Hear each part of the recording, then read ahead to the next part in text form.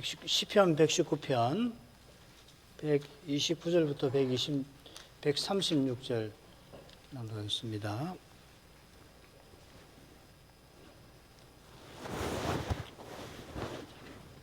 주의 증거가 기이함으로 내 영혼이 이를 지키나이다. 주의 말씀을 열무로 우둔한 자에게 비추어 깨닫게 하나이다. 내가 주의 계명을 사모함으로 입을 열고 헐뜯겼나이다. 주의 이름을 사랑하는 자에게 베푸시던 대로 내게 돌이키사 나를 긍휼히 여기소서. 나의 행보를 주의 말씀에 굳게 세우시고 아무 죄악이 나를 주장치 못하게 하소서. 사람의 압박에서 나를 구속하소서. 그리하시면 내가 주의 법도를 지키리이다. 주의 얼굴로 주의 종에게 비추시고 주의 율례로 나를 가르치소서. 저희가 주의 법을 지키지 아니하므로 내 눈물이 시냇물같이 흐르나이다. 제17년은 히브리 알파벳 페로 각행이 시작됩니다. 페는 우리 한글로는 피읍입니다. 이 연도 시인의 고난과 원수에 대한 주제를 길게 다룹니다.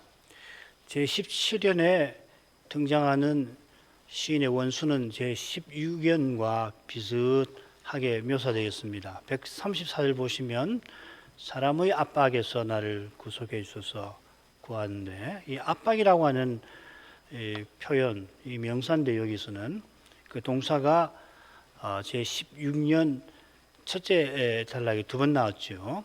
그러니까 119편의 이 압박하다, 이 두 연에서만 모두 세 번 나옵니다. 사람의 압박은 압박자가 시인을 압제하는 겁니다. 같은 주제가 133절에 나오는데 거기는 아무 죄악이 나를 주장치 못하게 하소서. 시인을 원수가 압박하는 현실에서 시인이 나의 행보를 주의 말씀에 굳게 세우기를 바란다 하는 건 고난이겠죠. 이런 고난 중에서 시인은 나를 긍휼히 여기소서. 우리가 방금 드린 찬송 123편에서 음악으로도 주의 종이 고난 가운데서 주께 긍휼히 여겨달라고 하는 심정이 어떤 것인가, 우리 찬송에 그 정서가 잘 담겨 있었던 것을 우리가 조금 전에 경험한 바였습니다. 나를 긍휼히 여기소서. 주의 긍휼을 구하면서 주의 계명을 사모하여 헐떡인 데서 얼마나 고난이 심했으면 이렇게 표현하는가 짐작할 수 있겠습니다. 이 원수와 고난의 주제가 시 한가운데 나옵니다. 그래서 아래와 지 네 부분으로 나눌 수 있겠습니다. 129, 130절 주의 증거가 기하여 지킨다 하고서 말씀을 비추어 깨닫게 하옵소서. 그리고 131, 132절은 이 고난의 주제입니다. 주의 계명을 사모하는 시인에게 여호와께서 자기에게 돌이켜서 긍휼을 베풀어 주옵소서 하는 거고요. 그 다음 세 번째 단락 133, 134인데 아까 말씀드린 원수의 주제가 여기 나오고 있습니다. 135, 136절은 주의 얼굴을 비추어 주시기를 바라고 압박하는 그들의 죄상을 크게 슬퍼하는, 그들도 언약 백성이거든요. 그 내용이 나옵니다. 첫 번째, 네 번째 단락에 똑같은 낱말이 중요하게 나오는데 그 비친다 하는 겁니다. 130절에서는 말씀이 빛을 비추는 거고 135절에서는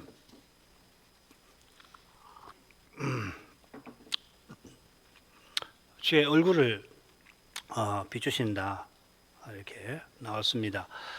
원수의 공격 아래서 고난 가운데 주의 말씀에 거룩한 빛을 구하고 있습니다. 그 빛을 비추심으로 여호와께서 시인에게 그 얼굴을 비춰 주신 것이고 또 비춰 주실 것을 구하는 겁니다. 그 빛 가운데서 시인은 원수들이 주의 법을 지키지 아니하는 그 현실, 언약의 나라가 세상 나라로 변질되는 현실에서 눈물이 시냇물같이 흘러내립니다. 산상봉원에서 애통하는 자의 슬픔이겠죠. 이 슬픔은 이미 천국을 소유한 사람의 심정에 깃드는 겁니다. 자, 이 정도로 하고 넘어가죠. 주의 증거가 기이함으로 내 영혼이 이를 지키나이다. 주의 말씀을 열무로 우둔한 자에게 비추어 깨닫게 하나이다. 시인은 주의 증거가 기이합니다 하고 아래입니다. 이 기이하다고 새긴다는 말, 펠레라는 말인데 아기로 세상에 오시는 메시아 이름에 나옵니다. 기묘자라고 이사야서 번역이 되어 있죠. 이런 점을 살리면 이 주의 증거가 기묘입니다. 경이입니다. 이렇게 아뢰었을 수 있습니다. 주의 증거는 언약으로서의 말씀이니 결국 주의 언약이 기이하다, 기묘하다 시인이 고백하는 겁니다. 이렇게 고백하는 시인은 다음 절에서 자기를 우둔한 자라 자연스럽게 시인하는 거죠. 우리말에 이 기이라고 하는 건 우리가 흔히 쓰는 그 컴퓨터 아래 한글 사전에는 기괴하고 이상하다, 뭐 이 사전만 아니고 다른 사전에도 이런 뜻이 있는데 그건 조금 어울리지 않는 것 같아요. 기괴하고 이상하다. 이 기괴하다는 걸 하나님과 하나님 말씀과 언약에 쓰는 건 어울리지 않잖아요, 그죠? 기괴하다고 하는 것은. 그래서 제가 처음부터 메시아 이름에 이 낱말이 쓰였다. 기묘. 요즘에는 뭐 기이하다 성경에 나오니까 기이하다 그러니까 신기한 거구나, 영광스럽게 사람의 생각을 넘어서는 신기한 걸 표시하는구나. 근데 우리말 사전에는 조금 뉘앙스가 다릅니다. 그래서 기묘라고 생각하는 것이 좋겠다 싶어서 이 표현이 메시아 이름에 나온다, 그 말씀을 드린 겁니다. 그 메시아가 하나님의 비밀이시니까 기묘이시겠죠. 이 비밀은 하나님 마음에 깊이 감추어져 있어서 하나님의 마음을 다 헤아리시는 영, 성신만 아십니다. 신이 말하는 주의 증거는 이 비밀이신 메시아를 전하니까 신에게, 인생에게 당연히 기이한 거죠. 기묘한 것입니다. 바울은 우리가 원수 되었을 때 하나님이 자기 아들을 죽이심으로 말미암아 우리와 화목을 이루셨다 전합니다. 그 아들의 죽음을 묘사하기를 하나님이 자기 아들을 아끼지 않고 내어주셨다고도 표현합니다. 여러분, 어떻게 하나님이 이런 일을 하실 수가 있습니까? 대체 왜 이렇게 하시는 겁니까? 무엇 때문에? 왜? 우리 인간의 이성은 설명 못합니다. 하나님께서 행하시는 이 놀라운 일을 믿음으로서만 인생은 하나님의 거룩한 사랑을 맛보고 이런 거구나 고백하고 이해하게 시작하는 거죠. 하이델베르크 요리문답 참 훌륭한 요리문답인데 얼른 읽으면 마치 논리적인 방식으로 우리의 구원자가 하나님이시며 사람이셔야 하는 것을 논리적인 방식으로 마치 설명하는 것처럼 익힐 수 있습니다. 우리의 구원자가 하나님이셔야 하는 이유, 사람이셔야 하는 이유, 이런 식으로. 그러나 이런 설명, 실은 고백인데 신앙 고백서 아니에요. 고백은, 이 고백이 가능한 것은 오직 하나님이 사람 되셔서 십자가에서 우리 죄책을 도말해 주신 그 기이한 역사, 이게 필레입니다.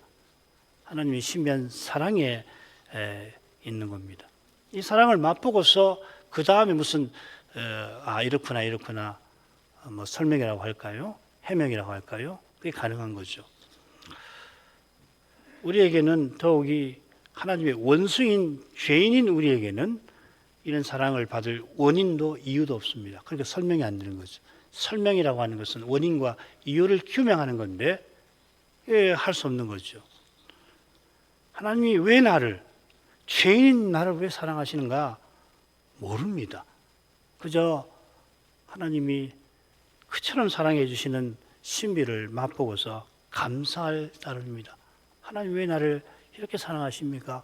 감사합니다. 그러고서 그 사랑에 어떻게 조금이나마 보답할 수 있을 건가? 이게 믿음이지요.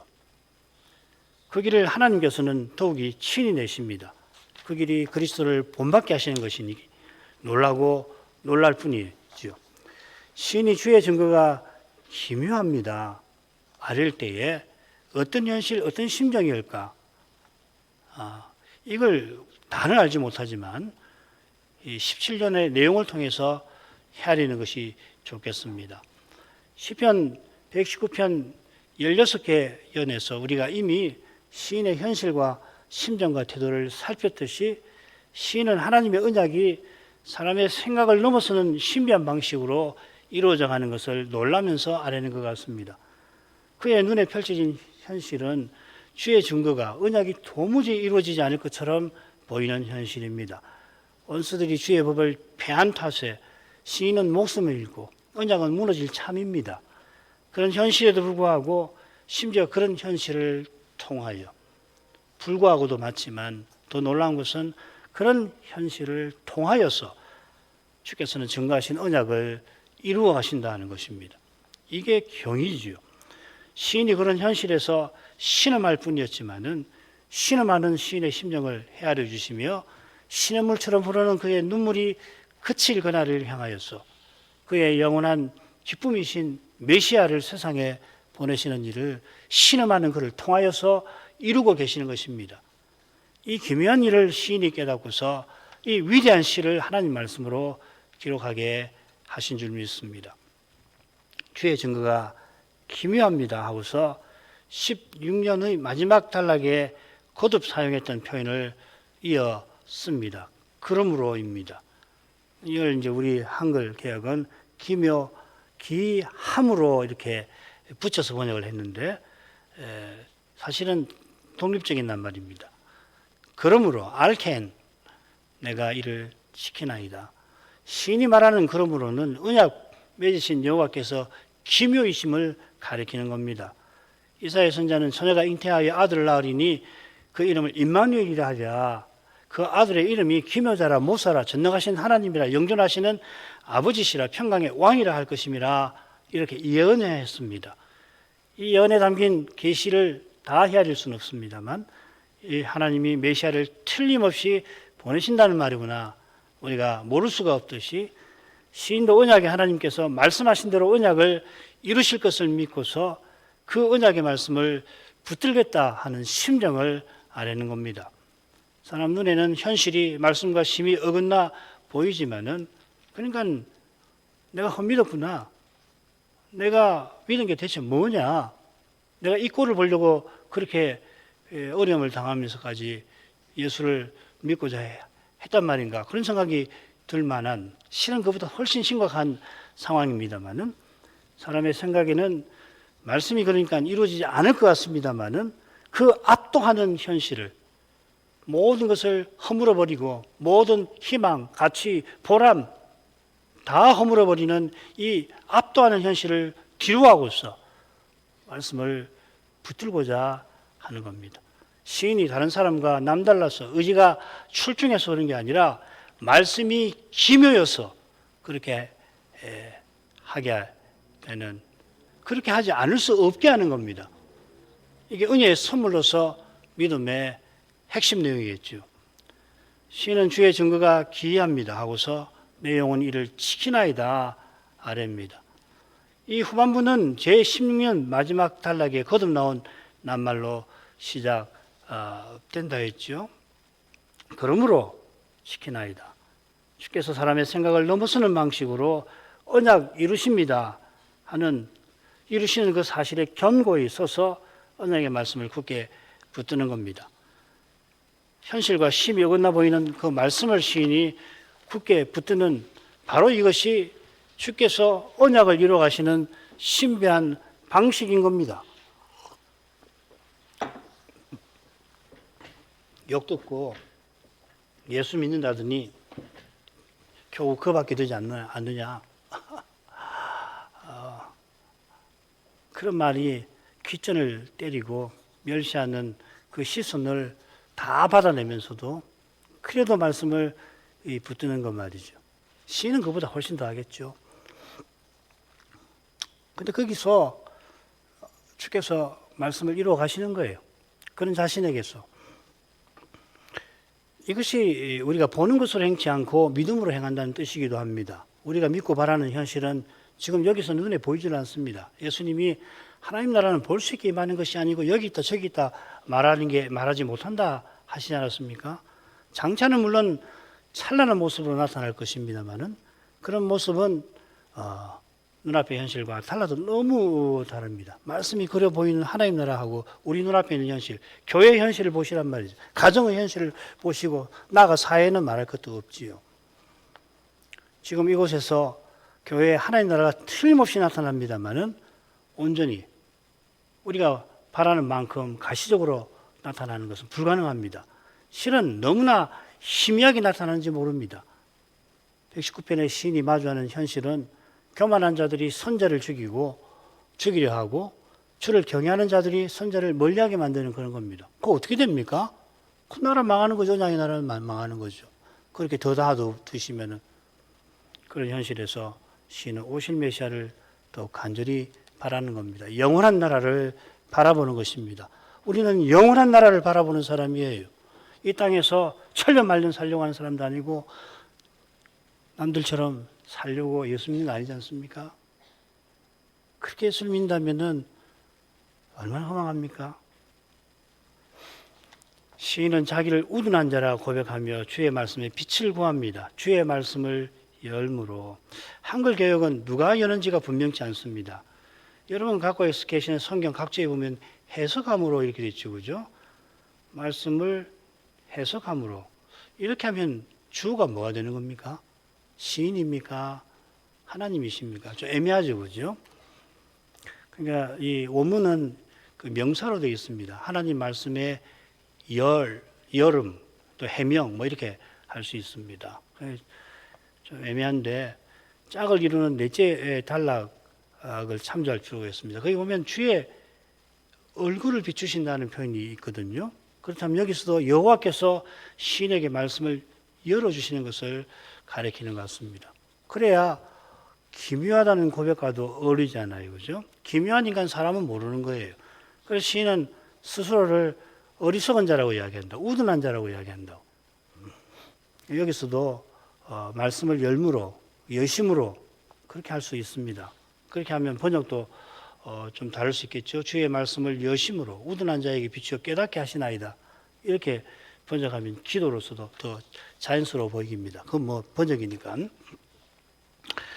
선자도 성신께서 깨닫게 아니하시면 말씀은 그에게 닫혀 있습니다. 바울 사도가 주님의 가르침을 따라서 누구보다 이 교훈을 분명히 전하지요.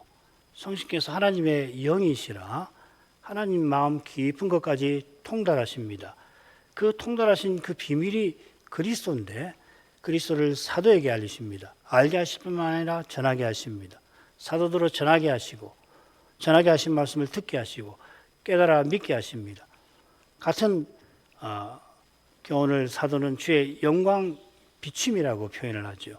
우리가 다 수건을 벗은 얼굴로 거울을 보는 것 같이 주의 영광을 보며 저와 같은 형상으로 화와의 영광에서 영광으로 영광에 이르니 곧 주의 영으로 말미암음이라.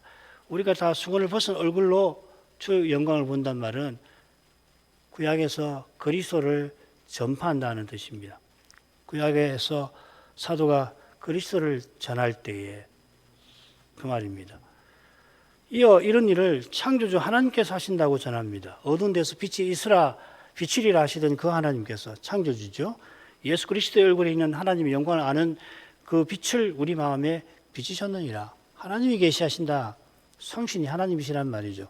결국 질거리 같은 사도를 쓰십니다. 신약의 사도만 아니라 구약의 선자도 마찬가지입니다. 성신께서 말씀을 열어서 빛을 비추십니다. 보이는 빛 아니죠, 그죠? 말씀 깨닫는 사람은 이 빛을 비춘다는 말이 뭔지 감지하잖아요. 말씀을 깨달을 때 마음이 환해지잖아요. 그걸 고대 신학자들은 뭐 이렇게 빛이라고 표현을 했는데 요즘에는 그런 거 잘 안 쓰니까 실감이 안 날지 모르지만 예를 들면 그런 것입니다. 이런 말씀을 깨닫게 될 때 마음이 환하게 밝아지지 않습니까? 그런 거 비슷한 걸 겁니다. 그 빛이 오실 메시아와 하나님 나라에 관한 건 아니고 무엇이겠습니까? 그렇잖아요. 선지자에게 그 빛이 뭐겠습니까? 메시아와 하나님 나라 에 관한 빛 아니고 뭐겠습니까? 도대체 여러분 이 말씀에서 무슨 빛을 찾으십니까? 돈 버는 빛을 찾으십니까? 명예 얻는 빛을 찾으십니까? 상식의 빛을 찾으십니까? 혹은 도덕의 빛을 찾으십니까? 도덕군자 되려고 기독교인이 됩니까? 상식적인 사람이 되어서 사람의 평판을 얻기 위해서 그리스도를 믿습니까? 돈 벌기 위해서 어떤 사람은 그렇지요. 큰 교회 가는 이유가 그런 이유가 있다고 하지 않습니까? 그 빛 아니에요. 수십 년을 교회 다녀도 이 빛을 모르는 사람이 얼마든지 있을 수 있잖아요. 누구보다 말씀을 공부하고 열심히 하고 그러는데 이 빛을 보지 못하면은 믿음이 참된 믿음 아닐 수 있단 말이죠. 믿음은 빛을 보는 거예요. 그리스도를 듣는 거예요. 그러니까 누구 때문에 믿는 게 아니란 말이에요. 우리 목사가 훌륭한 목사니까 뭐 저 이야기 아닙니다. 그래서 믿게 됐다. 아이고, 믿음이 그런 건가요? 그리스도를 들으니까 믿음이 생기는 거라고요. 내가 그리스도를 들었으니까 들은 그 그리스도를 붙드는 거라고요. 누가 와서 무슨 말을 해도 그리스도는 하나님으로 사람 되신 분이다. 나를 위해서 십자가를 지시고 이제 부활하셔서 말씀과 성신으로 하나님의 교회, 자기 안에서 하나의 새로운 사람으로 교회를 세우고 계시고 그 예배에서 친히 자기 아버지를 자기 형제들에게 선포하시며 교회정에서 찬송을 인도하신다. 그러는 게 믿음이죠. 어떻게 그걸 추입할 수가 있나요? 어떻게 의식화 교육할 수 있습니까? 세계관 공부해서 그런 거 생길 것 같아요. 세계관을 공부하면 말입니다. 굉장한 그 깨달음이 있어서 인식 체계가 생겨가지고서 이런 일은 이렇게 하고 세상은 이렇게 보고 사회는 이렇게 보고 뭐는 이렇게 한다는 말이 있지만 세계관이 구원하는 거 아닙니다. 세계관이 아무리 출중해도 변절할 수가 얼마든지 있는 거예요.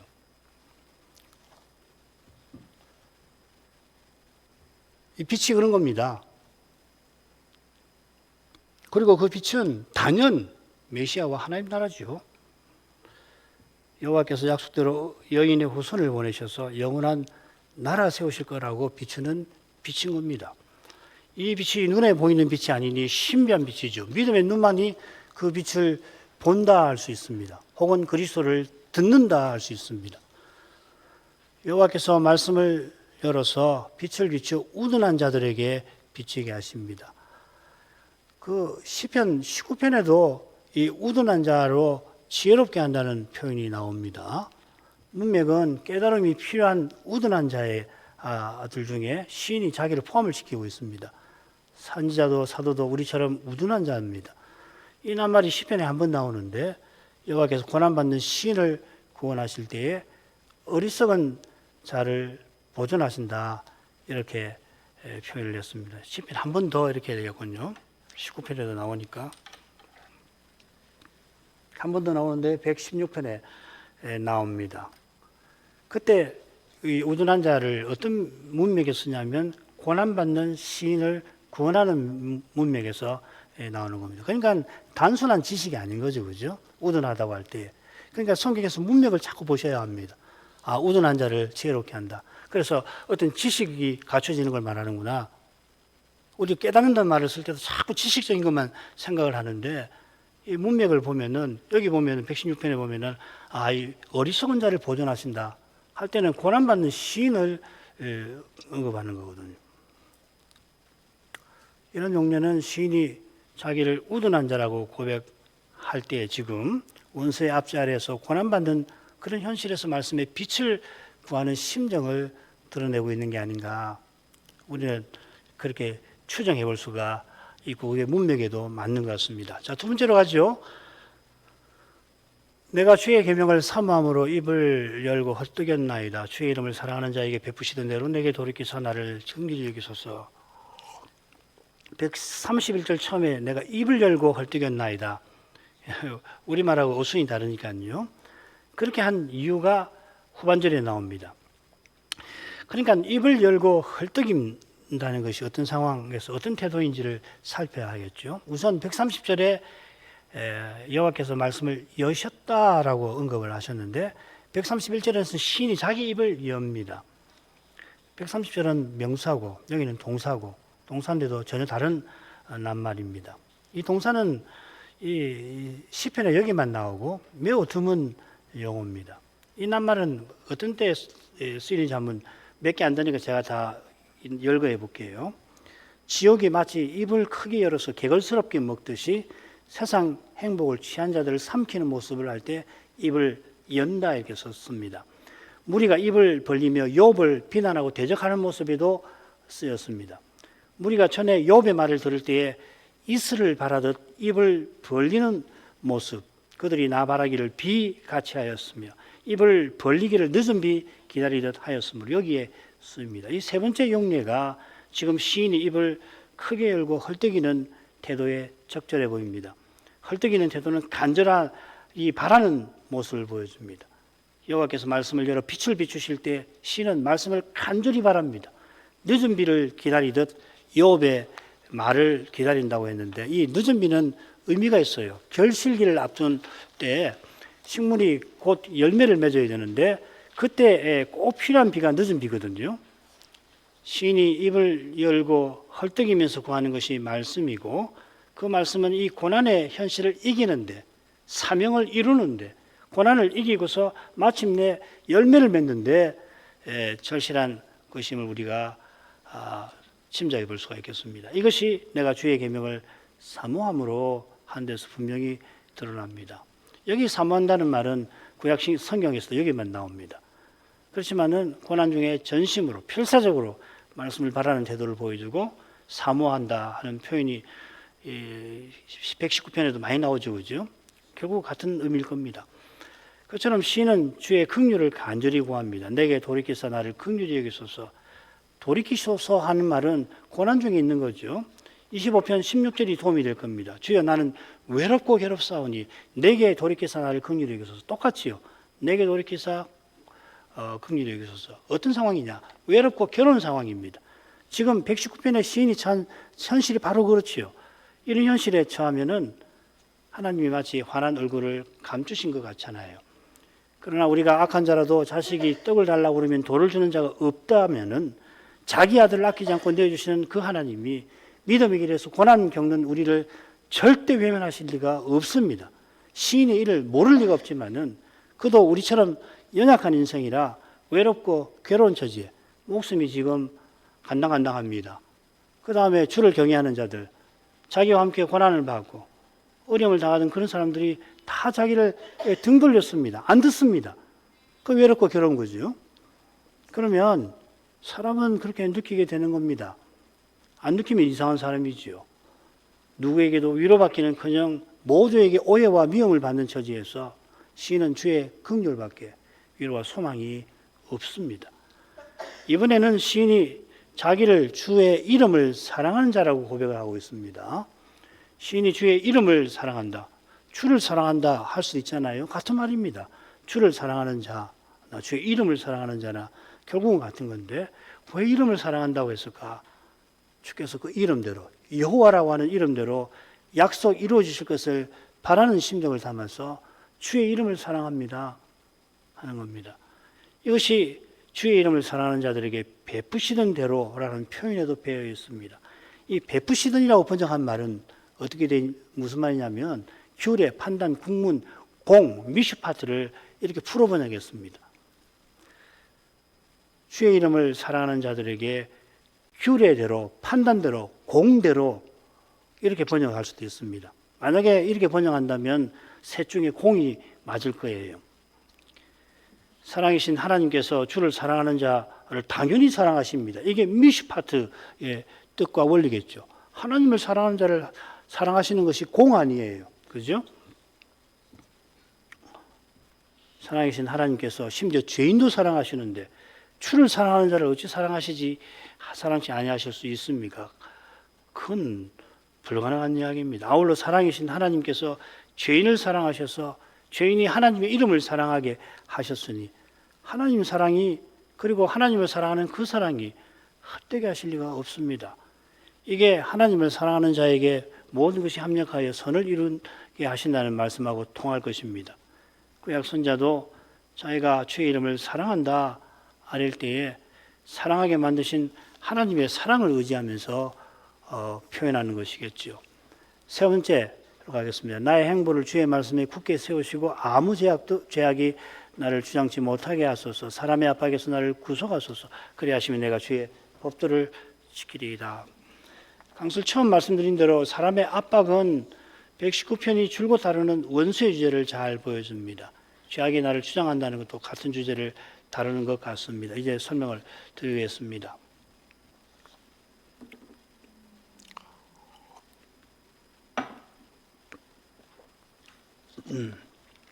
시인은 나의 행보를 주의 말씀에 굳게 세우소서 하고 구합니다. 이건 105절에 주의 말씀 내 발의 등입니다 하는 것과 비슷하죠. 행보는 발걸음이겠죠. 시인은 주의 말씀을 쫓아서 견고히 발걸음을 내딛고자 합니다. 여기 말씀 임라는 105절의 말씀과 비교할 때 약속의 성격이 강한 말씀입니다. 둘째 단락의 주제와도 붙어 있겠죠. 시는 주의 약속을 믿고서 고난의 현실을 견고히 견뎌냅니다. 그 길에 큰 어려움을 직면합니다. 그 모든이란 말입니다. 아무런 제약이 신을 주장할 모든 제약이 신을 주장하는 그런 두려운 현실에 처해 있는 겁니다. 이 현실이 134절에서는 사람의 압박에 찬 것이라고 표현되어 있습니다. 시편의 죄악을 행하는 자와 오만한 자가 나란히 시편 5장 6절에 나오는데 이 구절을 참조한다면 모든 죄악이 시인을 주장하는 그 현실은 교만한 자가 온갖 악한 짓을 통하여 마음대로 시인을 해코지하는 모습을 보여줍니다. 이게 사람의 압박과도 연결되는 거죠. 이 주장한다, 이 샬라트라는 말, 자기 마음대로 어떤 사람이나 상황을 주무르는 것을 표현하는 겁니다. 제 16년에서 이 압박이 사적인 학대가 아니라 언약적 압제임을 살폈죠. 교만한 자들이 신을 압제하는데 마치 열방이 언약의 나라를 압제하는 것과 같아 하는 겁니다. 이는 하나님의 법을 피한 자들이 사람의 법으로 결국 자기 마음대로 세상 나라 만드는 것을 암시하는 겁니다. 그런 점에서 사람의 압제라는 이 표현을 시인이 쓴 게 아닐까 저는 짐작합니다. 하나님의 통치가 이루어져야 하는 언약의 나라에서 사람의 압제가 이루어지는 겁니다. 사람의 압제는 죄악이 주장하는 모습을 취하는 겁니다. 공과 의를 행하는 시인에게 이보다 괴로운 현실이 없지요. 죽음보다 괴로운 현실인 겁니다. 시인은 사람의 압박에서 나를 구속하소서 하였습니다. 이 구속한다는 말은 이 출애굽과 깊은 연관이 있는 낱말이죠. 그러니까 이 시의 역사적 배경을 우리는 제2의 출애굽이라고 할 포로 귀환으로 보았는데 시인은 여전히 자기와 언약의 나라가 종살이 상태에 있다고 판단하는 겁니다. 이게 느헤미야의 판단과 똑같으지요. 제국의 식민지 상태임을 느헤미야가 이야기합니다. 우리가 오늘날 종이 되어 싸웠는데 이 포로에서 돌아왔거든요. 그런데 여전히 제국 페르시아의 종의 상태라고 이야기하는 거 아닙니까? 그런 상태입니다. 교만한 자들이 언약의 나라를 세상 나라로 만들고 있습니다. 누가복음 예루살렘 올라가는 길에 바리새인들이 이짓하고 있는 거 아니에요. 로마 제국의 식민지 상태에 있는데 결국은 자기들 세상 만들려고 하고 있지 않습니까? 거기서 건져주시기를 시인이 간절히 구합니다. 그 마음에 오실 메시아와 그분의 나라가 가득합니다. 그거 아니고서 못 견뎠겠지요. 시인이 사람의 압박에서 건진받고자 하는 목적이 그리하시면 내가 주의 법도를 지키리이다 하는 표현에 담겨 있습니다. 주의 보살핌 아래 주의 법도가 이루어지는 그런 나라를, 아름다운 나라를 시인이 바라보는 것입니다. 마지막으로 가겠습니다. 주의 얼굴로 주의 종에게 비추시고 주의 율례로 나를 가르치소서. 저희가 주의 법을 지키지 아니하므로 내 눈물이 시냇물같이 흐르나이다. 시는 주의 얼굴로 비추심을 구합니다. 이 표현은요, 제사장의 축복 기억하시죠? 민수기 6장 24절부터 26절에 나오죠. 거기 세 축복이 있는데 두 번째 축복하고 똑같습니다. 이 두 번째 축복은 이스라엘이 포로에서 돌아오는 것과 붙어 있다고 제가 몇 번 설명해 드렸죠. 다니엘 9장 17절에 똑같은 표현이 나옵니다. 이스라엘이 배도하여 여호와께서 그 얼굴을 숨기셨는데 다니엘은 여호와께서 이스라엘 포로를 돌리실 때가 되었다고 알고서 회개 기도를 드리는데, 그때 주의 얼굴빛을 황폐한 주의 성소에 비치시옵소서 하고 기도합니다. 시인도 다니엘과 같은 심정으로 주의 종에게 비치실 것을 구합니다. 자기를 선자로 세우신 뜻을 이루어 주시길 바라는 거죠. 빛을 성소에 비추시는 거나 선지자에게 비추시는 거나 결국 같은 거 아니에요? 선자나 성소나 제사장이나 다 중보직분 관계되지 않습니까? 이런 주의 율례로 나를 가르쳐서 하는 간구와도 잘 어울립니다. 124절에도 비슷한 표현 나왔죠. 시인은 주를 경외하는 자들에게 말씀을 전하기 위해서 말씀을 여호와께 배웁니다. 율례는 하나님의 말씀이라 사람이 스스로 터득하지를 못합니다. 앞에서 기이하다고 기묘하다고 그랬잖아요. 시인이 설마니 율례가 무슨 내용인지 몰라서 그거 가르쳐 주십시오 구할 리는 없습니다. 몇 번 말씀드리지만 이 율례라는 말이 레위기에 여러 번 나오는데 죄다 거의 다 제사장 응식과 관련해서 쓰입니다. 제사장이 어떤 제사에서 어떤 부위를 여호와께 받고 그걸 어디서 어떻게 먹는가 시인이 모를 리가 있겠습니까? 그러나 제사장 응식이 가리키는 메시아와 하나님 나라는 배워도 배워도 끝이 없습니다. 성경을 다 외운다고 하더라도 오실 메시아 다시 오시는 그리스도는 배워도 배워도 끝이 없으신 분 아니에요. 시인이 선자로서 전할 내용이 메시아와 하나님 나라에 관한 겁니다. 이는 자기 시대의 현실과 문제는 도외시하고서 오실 메시아만 전한다는 뜻이 결코 아니죠. 이런 어리석은 표현이 어디 있겠습니까? 이 말씀 전하는데 자기 현실을 도외시하고서 말씀을 전하는 게 그게 말씀 아니지 않습니까? 당면한 현실에서 무엇이 문제인지를 깨닫고 그다음 그 문제의 해답이 결국 메시아 바라는 믿음에 있다는 것을 시인은 배우고 또 배우는 겁니다. 우리도 마찬가지 아니에요? 다시 오시는 그리스도께 해답이 있는 거예요. 다시 오시는 그리스도를 바라보는 거기에 해답이 있는 거죠. 그 해답은 부분적이고 그 해답의 전체는 그분이 다시 오실 때 주어지는 거라고. 그래서 믿음으로 행하는 겁니다. 그 날이 오기까지 우리는 고난의 삶을 살아가는 것이죠. 같은 거죠. 배우고 오늘 배웠다고 해서 내일 어제 이런 교훈을 받고서 그리스도가 다시 오신다. 그 그리스도를 믿고 그리스도가 나를 통해서 자기를 드러내 주시는 것이 해답이구나. 오늘 그렇게 살았습니다. 내일 자동적으로 그렇게 안 됩니다.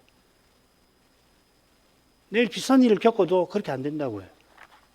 그렇게 안 되는 중요한 이유가 내가 어제 그렇게 살았다라고 하는 자부심이 가장 큰 걸림돌이 될 거예요. 배우고 또 배우는 겁니다. 이거는 맛보고 또 맛보는 거. 주의 영광을 보고 또 뵙는 겁니다. 오늘 뵙고 내일 뵙고 아침에 뵙고 오후에 뵙고 그러면 제일 좋죠. 이런 거죠. 책을 하나 신학책 무서 하나 읽고서 그 내용을 외워가지고 머릿속에 담아놨다고 해서 그게 답이 되질 않아요. 오히려 그게 문제가 된다고 해요. 차라리 그 책을 읽지 않았더라면은 그거 읽고 뭐 공부하질 않은 것이 차라리 나았을 수 있겠다 할 정도로 통탄할 수도 있는 거라고요. 이게 말씀을 깨닫는다. 우리 교회가 처음부터 말씀을 깨달아야 한다. 깨닫는 것이다. 강조했던 요점 아니겠습니까? 시인을 보면 그렇게 하는 겁니다. 선지자입니다, 이분은. 근데 가르쳐 주옵소서. 선자가 가르쳐 달라고 하는 거예요. 그래야 자기도 살고 사명도 행하고. 우리 같은 평범한 신자는 어떻게 되겠습니까? 성신님만 주의 영광을 말씀에서 비추십니다. 성신님만 말씀을 깨닫게 하시는 거예요. 그 빛을 보는 이가 본 주님을 드러냅니다. 정확하게는 보이신 그분이 그를 통해서 자기를 드러내십니다. 시인이 율례를 가르침 받고자 하는 심정은 슬픔이 가득합니다. 내 눈물이 시냇물같이 흐르나이다. 애가의 비슷한 표현이 나와요. 거의 같은 뜻 같은데요. 처녀 내 백성의 파멸을 인하여 내 눈에 눈물이 시대처럼 흐르도다. 이스라엘이 배도하여 포로 잡혀갈 때 이 애가를 쓴 선지자가 큰 슬픔을 이기지 못했습니다. 같은 슬픔을 시인도 선자로서 맛봅니다. 이런 슬픔에 비추어서 저들이 주의 법을 지키지 아니하는 것이 얼마나 심각한 상태인지 짐작할 수 있죠. 저들은 교만한 자고, 교만한 자들은 하나님의 법을 폐하여 세상 나라를 만든 그것을 가리키는 겁니다. 우리 시대의 교회들이 어느 시대보다 이 점에서 심각한 상태에 있습니다. 배도하는 교회들은 나와는 아무 상관없다. 저놈들 나쁜 놈, 죽일 놈, 망할 놈들, 그렇게 생각할 것이 아니라 우리는 선자의 이 애통하는 심정을 본받을 겁니다. 아울러서 결국 같은 건데 한국교회가 일제 치하에서 신사참배한 죄를 제대로 회개하지 아니한 탓에 지금 이 현실을 우리가 경험하고 있는데, 아니 광화문에서 예배를 드리면 하나님을 예배해야 될 거 아니에요? 어떻게 주일날 예배드리는 그 자리에서 그리스도가 자기 아버지를 형제들에게 선포하는 그 자리에서 정치가를 세워가지고서 정치 강연을 한단 말입니까? 어떻게 이런 일이 있을 수 있어요? 제가 그분들을 비난하려고 하는 게 아니라 한국교회가 이 지경이 된 그 연원을 찾아가면 신사참배가 있고요. 신사참배하게 된 그 근원을 따져가면 1920년대에 중요한 결합 문제들이 있습니다. 우리가 강 건너 불구경 하듯 하지 말아야 할 겁니다. 우리 교회는 설립 초기부터 복음, 신령한 생활, 은혜의 방도, 교회, 하나님 나라에 대해서 힘써서 배우고자 하지 않았습니까? 지금도 마찬가지입니다. 제 강서를 분석해 보면 결국 이 5가지를 벗어나지 않을 거예요. 신사참배에 이르게 된 한국 교회의 근원적 문제를 선교사님 통해서 선한 복음을 전해주셨지만은 그 복음이 나쁘다는 게 아니고 더 채워져야 할 것이 있었던 거거든요. 그 다음에 신령한 생활, 성신, 인도를 받는 생활. 이게 1920년대에 새예수교 운동이 발생해가지고서 성신들이 무너져 버렸거든요. 유명을 하는 여자가 내가 예수의 영이 임한 하나님이다, 예수의라고 주장을 하니까 그 아버지도 그 앞에 서라고. 그 다음에 우리나라 이 감리교의 성자라고 일컫는 사람도 젊을 때는 그 앞에 가서 절했습니다. 은혜의 방도. 오늘도 기도에서 배웠지만은 지성 감천의 기도. 기도 내용은 중요한 것은 아니고, 기도 내용이 중요한 것은 자기 행복이고, 결국은 교회 부흥이고, 어떻게든지 끈덕지게 새벽 기도 나가고, 그 다음에 철야기도 하고, 그래서 주문하듯이 그냥 끈덕지게 들어주실 때까지 하는 것이 기도라고 하는 행태가 얼마나 지금도 편벽이 있습니까? 교회, 하나님 나라 말할 것이 없죠. 이걸 왜 힘써서 우리가 배웠냐면은 한국교회 나도 속해 있고 우리도 속해 있는데 그 근원적인 문제를 우리의 문제로, 나의 문제로 알고서 주의 말씀에서 참된 답을 추구하는 그 회개하는 심정으로 배우려고 했던 겁니다. 우월한 교만의 태도와는 아무 상관 없는 것입니다. 교만한 태도는 하나님이 가장 미워하십니다. 성경 어디를 봐도 하나님은 겸손한 자를 가까이 하십니다. 기도하겠습니다. 거룩하신 아버지, 구약 시인이 주의 법 지켜지지 아니하는 현실에서 눈물이 시냇물같이 흘러내리는 큰 슬픔 가운데에서 말씀의 거룩한 빛을 구하였습니다. 그가 처한 현실은 과연 주께서 환한 얼굴빛을 가리시는 그런 상태였는데, 그런 상태에 해서 그는 말씀의 거룩한 빛을 구하고 있습니다.